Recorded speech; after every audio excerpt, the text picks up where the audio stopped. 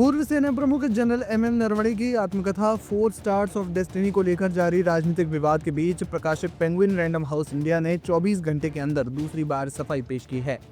नए स्पष्टीकरण में प्रकाशक ने साफ शब्दों में कहा है कि किसी पुस्तक को तब तक प्रकाशित नहीं माना जा सकता जब तक वो सभी खुदरा माध्यमों पर बिक्री के लिए उपलब्ध न हो।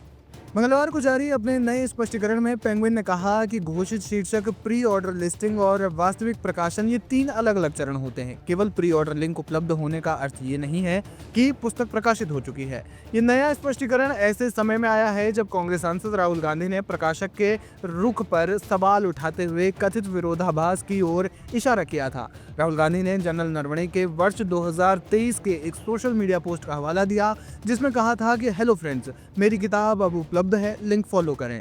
हैप्पी रीडिंग, जय हिंद।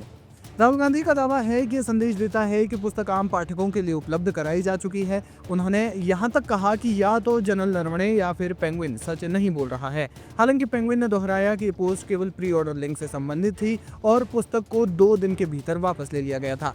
प्रकाशक के अनुसार तब से अब तक 4 स्टार्स ऑफ डेस्टिनी किसी भी ई-कॉमर्स या फिर खुदरा मंच पर उपलब्ध नहीं है। इस विवाद में अब राजनीतिक तापमान और ज्यादा बढ़ गया है। भाजपा नेता शहजाद पूनावाला ने राहुल गांधी पर तीखा हमला बोलते हुए उन्हें राष्ट्रीय शर्मिंदगी बताया और कहा कि वे प्री ऑर्डर और प्रकाशित पुस्तक के बीच का अंतर नहीं समझते।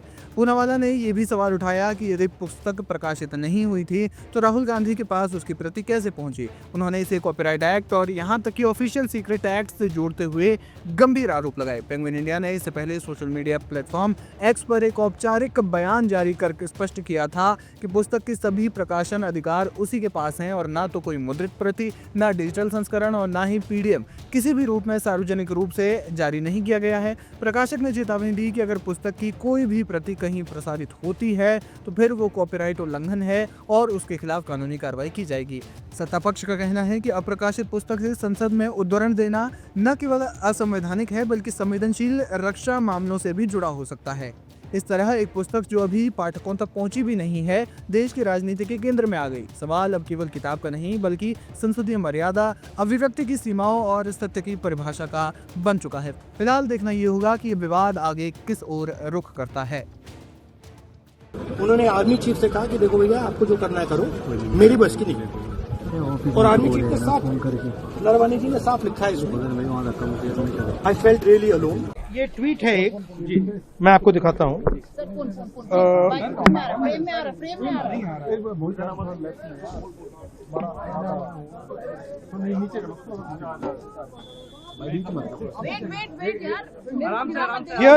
Here is a tweet from Mr. Naravane. ये देख लीजिए please. Can you read, sir, please? Manoj Naravane ji. It's a tweet that says, "Hello friends, my book is available now. Just follow the link. Happy reading. Jai Hind." This is a tweet that Mr. Naravane has made. You can look into the tweet. So the point I'm making is, either Mr. Naravane is lying, and I believe the army chief. Okay, I don't think he will lie. Or Penguin is lying. Somebody needs to, both cannot be telling the truth. Okay? So do you think this is a conspiracy from the No. Please listen to what I said. Yeah. Penguin is saying something. They're saying the book is not being published. Right? The book is available on Amazon. General Naravane has tweeted, as I just read to you, that please buy my book. And I think he tweeted that in 2013, if I'm not mistaken. 2023. So Naravane ji, who's the army chief, who I believe over Penguin. Do you believe Penguin over Naravane ji? Right? So I believe Mr. Naravane. He's the army chief. He has made certain statements in the book that is inconvenient for the government of India. It's inconvenient for the Prime Minister of India. And obviously, you have to decide whether Penguin is telling the truth or Army Chief is telling the truth. That's the simple issue.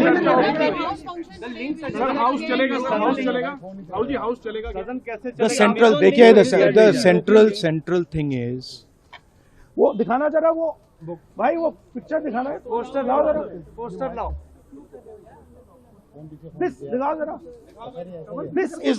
this is the image. ये दिखा दीजिए यहाँ पे, ये ठीक से दिखाइए। This is the image that you have to understand. ये हुआ है, जो यूएस के साथ ट्रेड डील हुई है वो इस कारण हुई है।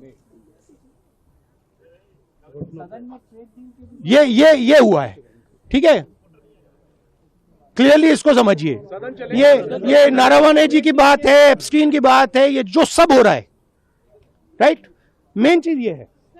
Thank you. कहीं हत्या बलात्कार का जिक्र है, कहीं पलायन का जिक्र है, कहीं गरीबी का जिक्र है।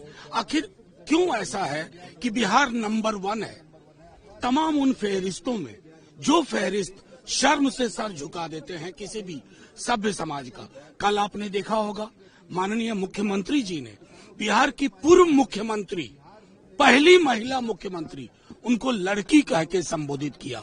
मैं समझता हूं कि बीजेपी के लोगों का अगर कोई प्लान है 6 महीने बाद का बंगाल चुनाव का, उससे पूर्व ही उसको एग्जीक्यूट कर लें, क्योंकि उनका पद पे बने रहना उनके लिए भी, उनकी शारीरिक सेहत के अलावा राजनीतिक सेहत के लिए भी उचित नहीं। लेकिन वो अपनी जांच करें, अपनी जांच करके रिपोर्ट दुनिया के सामने, इस तरीके की तमाम जांचें करते हैं लेकिन पता ही नहीं चलता कि उसकी रिपोर्ट कहाँ गई।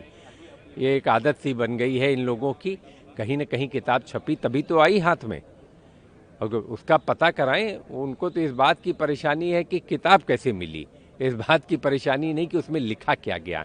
कंटेंट ज़्यादा इम्पोर्टेंट है बल्कि किताब कहाँ से आई। कंटेंट में जो लिखा गया है उसका जवाब देना चाहिए भारतीय जनता पार्टी के लोगों को, देश के प्रधानमंत्री को, कि आखिर अग्निवीर योजना के बारे में क्या लिखा गया, चाइना के बारे में क्या लिखा गया, अन्य विषयों पर क्या लिखा गया। लेकिन सरकार सिर्फ भागती हुई नजर आती है। देखिए, भारत को अपना स्थिर रवैया रखना चाहिए। हमारा है कि अगर आप आतंकवाद में लिप्त हैं तो हम आपके साथ कोई भी खेल नहीं खेलेंगे, लेकिन क्रिकेट का खेल एक ऐसा खेल है जो अपवाद हो जाता है। आप हॉकी नहीं खेलेंगे, बाकी खेल नहीं खेलेंगे, लेकिन जब क्रिकेट की बारी आती है तो कहीं ना कहीं हमारा जो व्यावसायिक रवैया होता है उसकी वजह से भारत मजबूर हो जाता है। मैं ये सही नहीं मानता।